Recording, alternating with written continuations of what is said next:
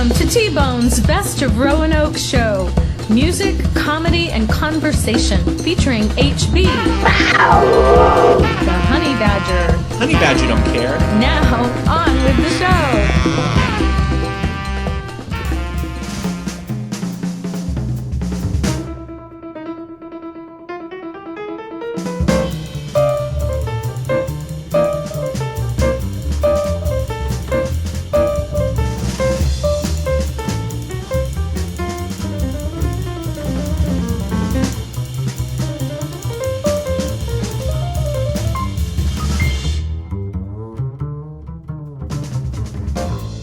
Are you ready, HB? I'm ready, T-Bone. Are you ready, David? I'm ready. This is Radio Free Roanoke, and this is episode number 107. Woo! T-Bone's Best of Roanoke show.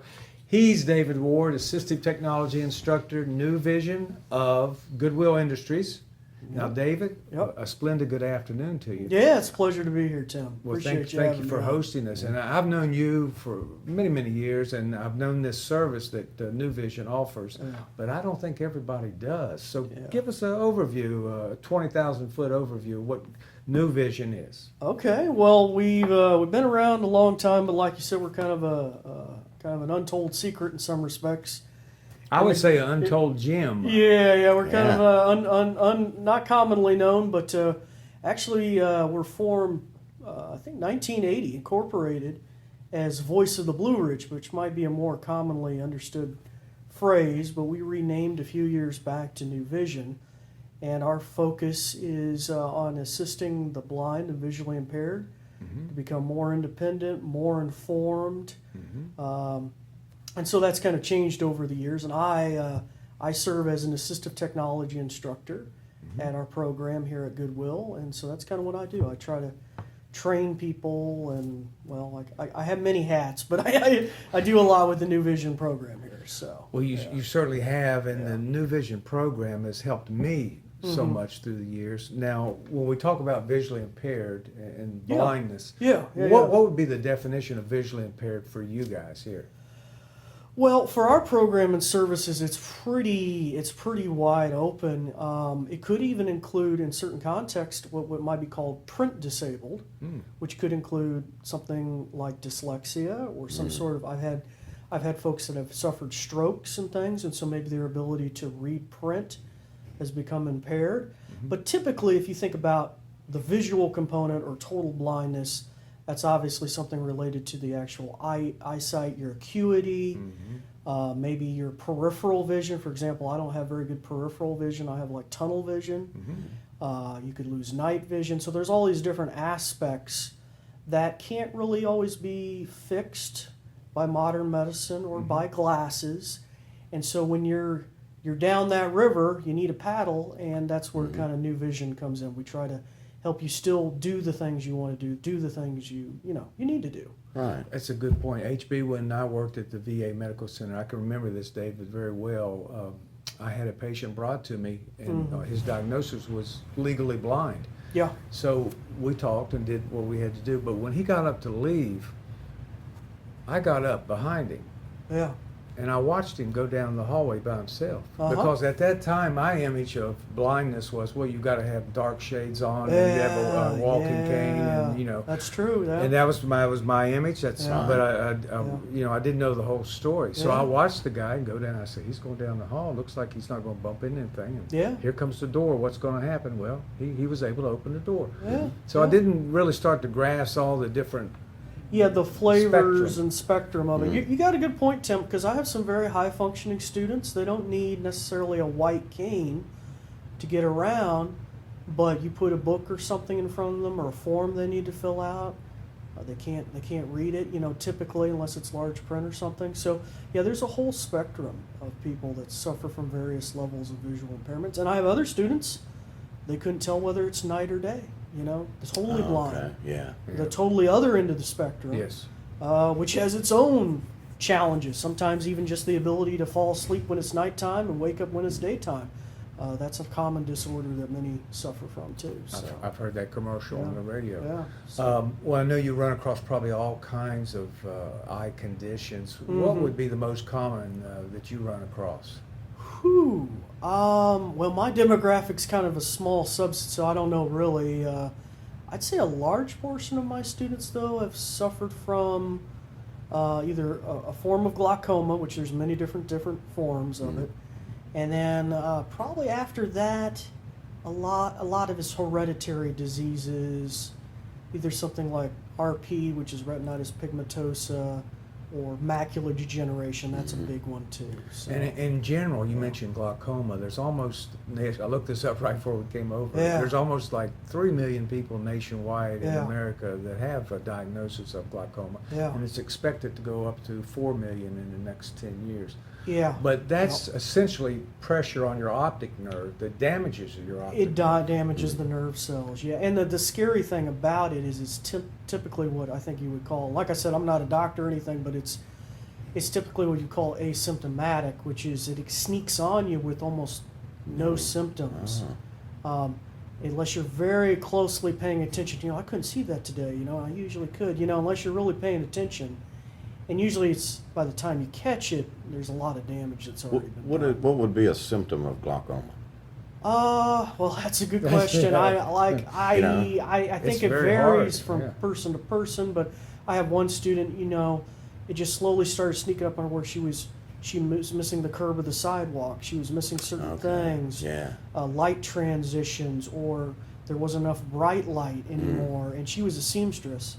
So she slowly started to creep in on her, but by the time she got the treatment she needed, those nerve cells had already been damaged, you know. And they're irreversible with the optic nerve once it's damaged. Yeah, just like almost anything, almost like a lot of times people are like, well, Dave, when are they going to fix, you know, the eye disease you got? And I'm like, well, as soon as, you know, paraplegics are walking, because that's the whole trick is fixing the damaged nerve cells. That's a hard road to hoe. So. And glaucoma, I've heard them call it the silent disease because you have no idea it's coming on you. Yeah. And then macular degeneration nationwide, it's 11 million people diagnosed with that. Yeah. And that's where you lose your clarity and your central vision. It becomes central fuzzy. vision, central vision loss. Yep. Yeah. So a lot of people have macular degeneration as well. And then retinitis pigmentosa, it's like a tunnel vision. Yeah, it's almost the opposite of macular degeneration. It damages the outside of the eye and tunnels its way in, so you get this like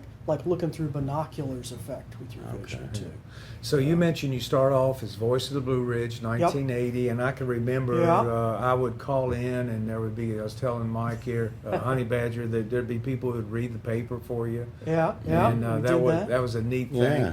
And then you kind of became, I think, New Vision in 2015, and then Goodwill Industries took over, I think, 2018. Yep. So you've incorporated probably a whole buffet of services here. Let's start from A to Z. Okay. Well, the legacy service that we started and still do from 1980 forward is we work in partnership with WVTF to provide the radio reading service for the visually or print disabled here locally, and we provide the radios for that program because it's on a special frequency that only those radios can tune into. So you would give us a radio. Yes. And it's automatically tuned in. Yes. Oh, okay. And then they had, well, COVID has changed everything, but as a rule, they would have people come into the studios and read the newspaper every day, read certain things like that every day, and at set schedules throughout the day so people would know when to tune in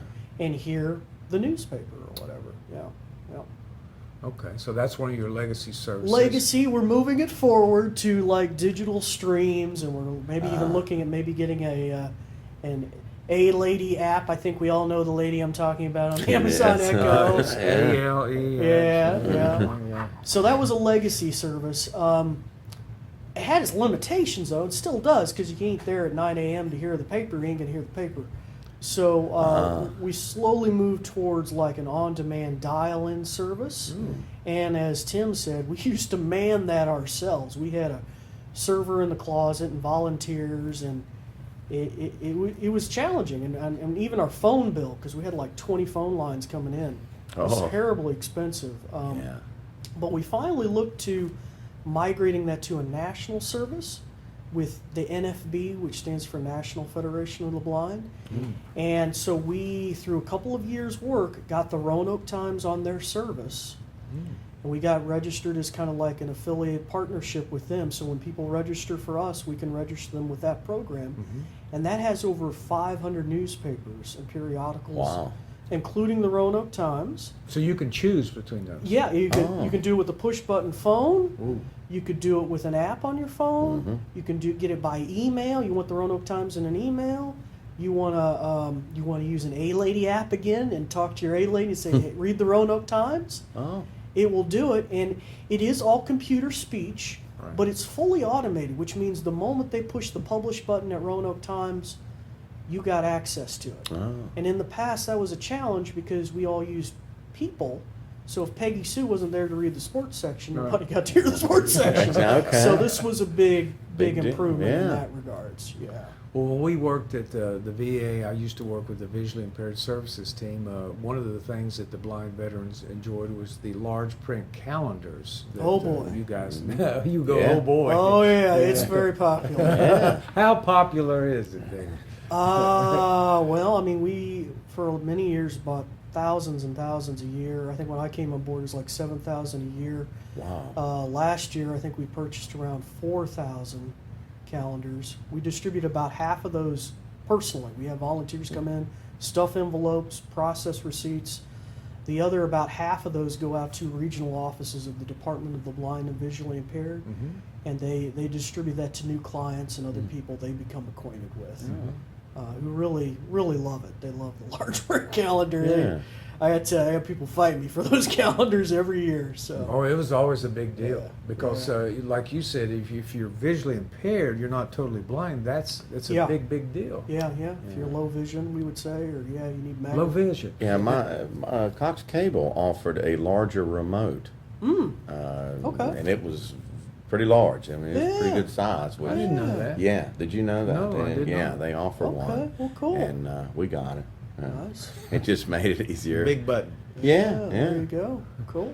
All right, so the reading services, the news on demand, the large print calendars. Yeah, that brings us into the 2000s, basically, where Yeah. The modern age. Yeah, we got some grants before I came on board to start a technology center where the blind could come to learn about computers, tablets, smartphones, and the like. Where we are now. Where we are now, and we're this is our training center where we have multiple workstations. We have the newest cutting edge speech software that will talk to you, so your computer talks to you. Now, give me an example of that. Yeah. We call that a screen reader technology. So it reads what's on the screen to you, and you use keyboard commands to navigate around and do different things. Okay.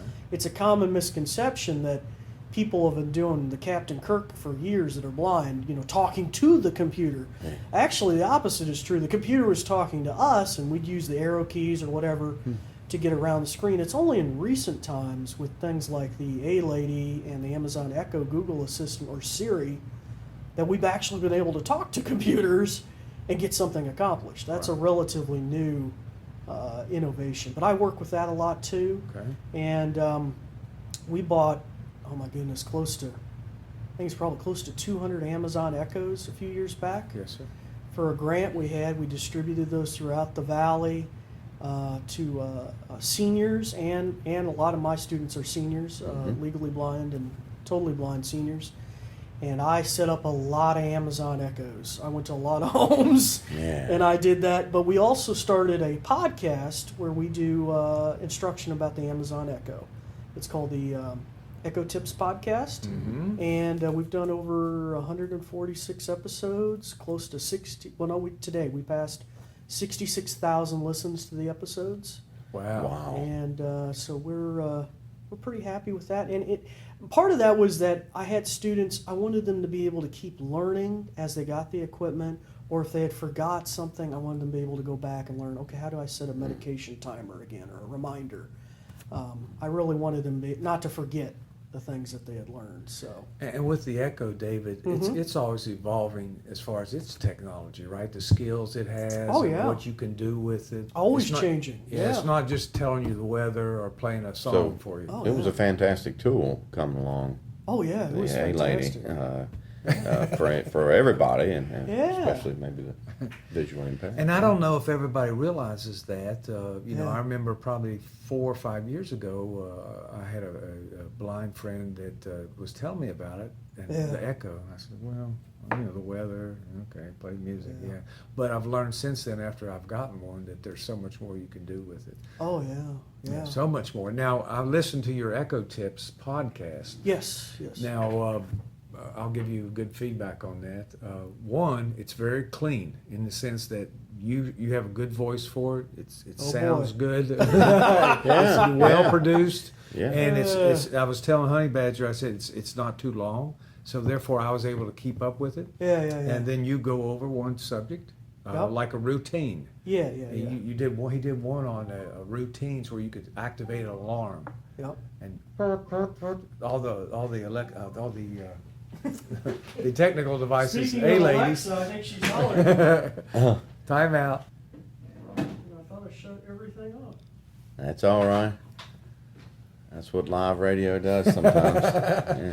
But what you went over were routines like activating an alarm, and I learned from that I could go to my routines section of the menu. Yeah, yeah, yeah. And then I could set it up to if I suspected somebody was in the house or something, I could say, "Hey, lady, activate alarms," and Oh yeah, yeah. the That alarms would start episode. going off. Oh, Yeah, yeah, yes, yeah, that yeah. is a big deal. Through Yeah. through those devices. Yeah. And if you're not expecting that as an intruder, Yeah, that's right. Yeah. You're exactly right. yeah. Yeah. So I said that, and it was just a very concise, simple to follow Yeah. tip that you gave us on that, and I've listened to several of them. Oh well. Oh, that's So awesome. now, if I was at home Uh-huh. and I had a Miss A, the A lady, Yeah.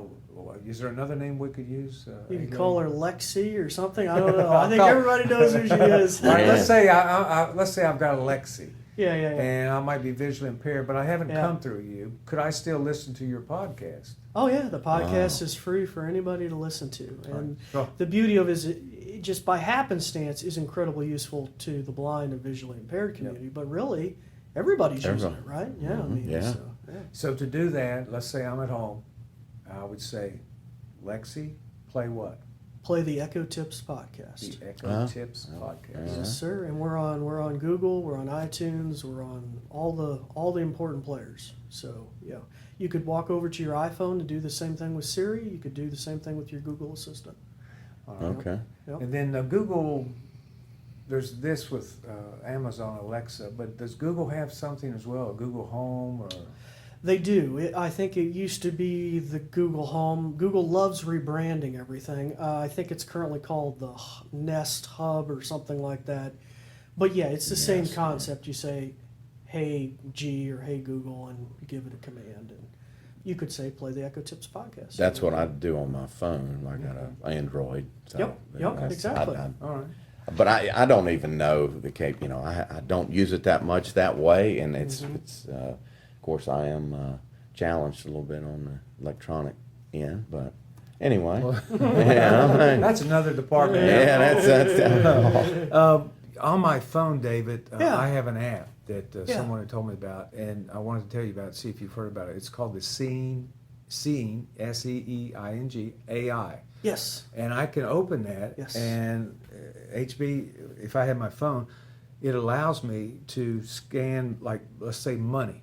Yep. And it could tell Oh, me. what a it great could tell tool. Me, oh, that's Yeah. a $5,000 bill you got there. yeah. And also, I can show it to my environment, and it'll say, "Oh, there's something over there. It's Yeah, a yeah. file box, Yeah. or over here's the Okay. TV." It'll tell me. Yeah. And then also, if I couldn't tell what color's an issue too Yeah. for Yeah. visual impairment. It can look at something and say, "Well, that's a green sweater." That's right. Isn't that neat? It's amazing. Yeah, that's a Wow. free piece of software that Yes, Microsoft gives it's away. free, Yep. and Absolutely. it's from Microsoft, right? Yep. Seeing AI. So you've heard of it. Oh yeah, it's. I show a lot of my students. Oh, is that right? Okay, that sounds very useful. Super No doubt impressive. about it. Yeah. Absolutely. Yeah. Okay. Well, then, what's the future for New Vision? You guys got anything cooking up, or what do you see down the road? Well, we're always working on things. Like I said, we're trying to see get some grants and funding to get an A-Lady app for the radio reading service. So those radios are based on very old technology. In fact, some of them that I have laying around here use crystal radio sets, pre-vacuum tube technology. So trying to buy that old tech is really hard to do, but if we could augment that with little Echo Dots on sale for $30 a piece, Yeah. and then have an A-Lady app where a visually impaired person could just walk over and listen to the radio reading service. We're really hopeful for something like that. We're also going to continue to do the Echo Tips podcast and things like that. I think the beauty of that is it reaches such a huge audience, and maybe people that couldn't travel to our training center here in Roanoke, or as we open up our workshops in other locations. Like pre-COVID, we were teaching workshops up in the NRV, up in Christiansburg and other things. But still, the travel's a challenge for people. So if they can sit at home and learn something, become more independent, we're all about doing that. So. And if someone wants to learn more about how to use their smartphone and they're visually impaired or their computer, they can come here and you can work with them, and there's no charge for that. No, there's no charge for any of our services. There's an application on our website. All they need to do is have it filled out and certified by some sort of professional that they do in fact have a vision or print impairment.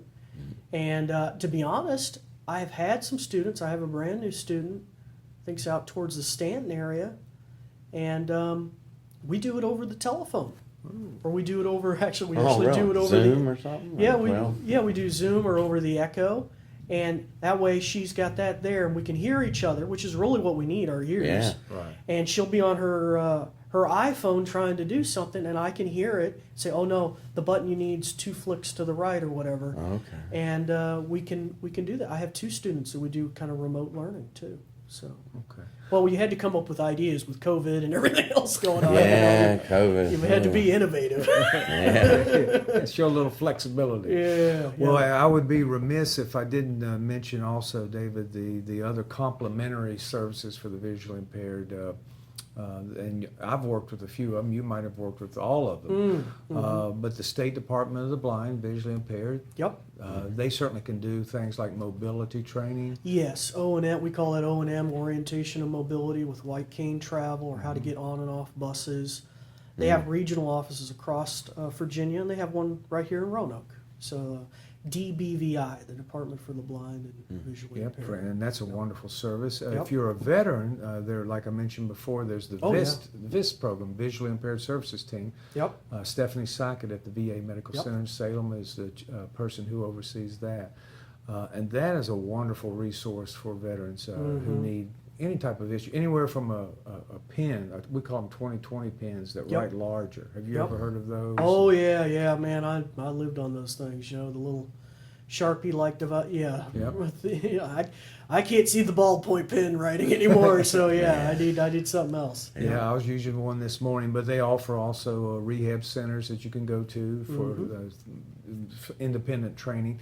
Now, what about that? Let's touch on that for a second. And then one more thing, talking books through the library system. Yes. Tell us a little bit about that. The main library system in Roanoke is going to be opening up next week. Okay. So I know I've used the Talking Books program through them, but that's offered through the main library downtown now, I believe. Yeah. What's your experience working with them? I have a lot of students almost come here every week just to download audiobooks for them.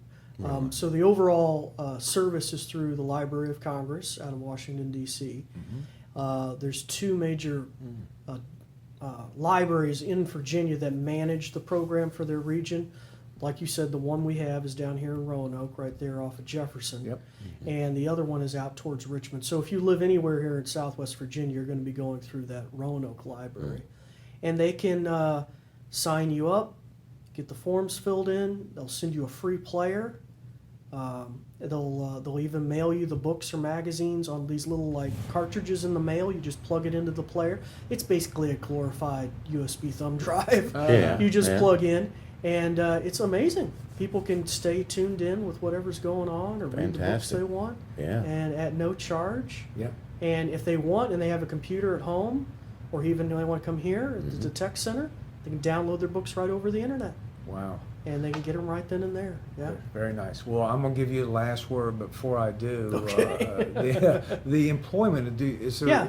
employment for people who are visually impaired? What options are there out there for people who still have that drive to work or the capacity to be employed? Well, we of course do help with some of the basic skills that help people get to that point, like maybe how to use their smartphone or how to use keyboard skills, typing.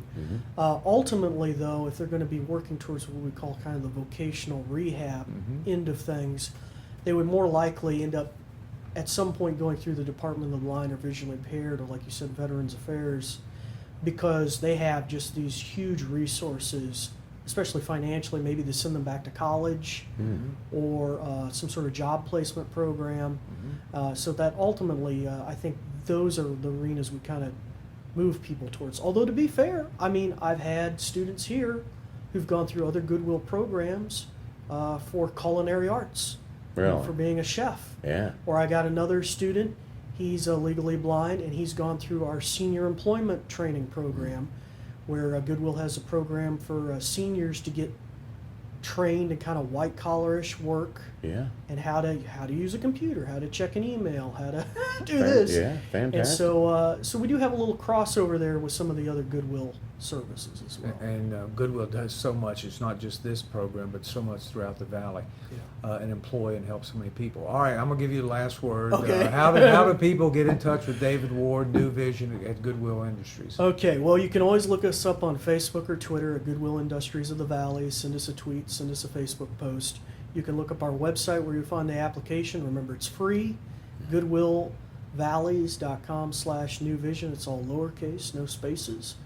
And you can always just call our phone number. We've had that same phone number for close to 40, I guess it's 40 years, like I said, right? Wow. 540-985-8900. So we've had that number for a long time. That's All right. so yeah, you can just give us a buzz or drop us a note, and we'd be happy to help. All right, my friend. Well, from a personal point of view, thank you for all you've done for the visually impaired here in the Roanoke Valley. And HB, I told you he would be good. Yes, sir. He's you good. was right. And Thank you, this Dave. program is It's my wonderful. pleasure. So thank you so much. Well, thank you, David. All right, let's go get it.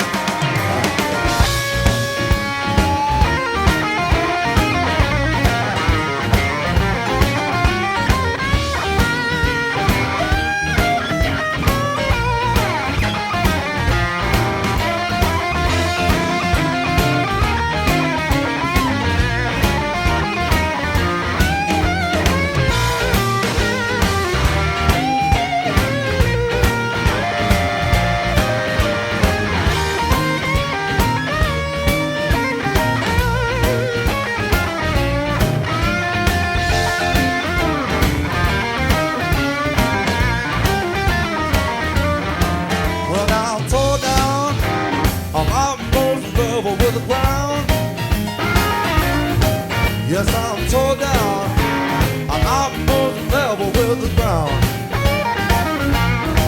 Well, I feel like this when my baby can't be found. Well, now I went to the river just to jump in. My baby showed up and said, I will tell you when. Now I'm going down. I'm up over with the ground. Well, I feel like this when my baby can't be found. Well, now I love you. Thanks, JT.